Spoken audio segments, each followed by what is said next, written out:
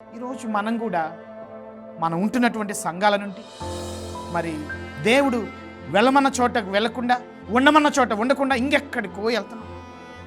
ఇంకెక్కడికో మన వాళ్ళకి ఏంటంటే ఎప్పుడు కూడా పొరుగింటి పుల్లకూర చాలా బాగుంటుంది.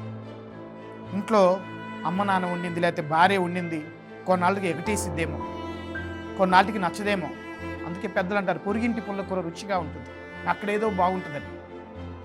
ఎక్కడో హోటల్స్లో తినో లేకపోతే ఇంకెక్కడో తినో భలే ఉందనుకుంటాం. కానీ ఇంట్లో అమ్మ వండి పెట్టేది ఎప్పుడు కూడా అమ్మ బాగుంది చక్కగా ఉండేవని అమ్మని అప్రిషియేట్ చేయలేకపోతున్నాం.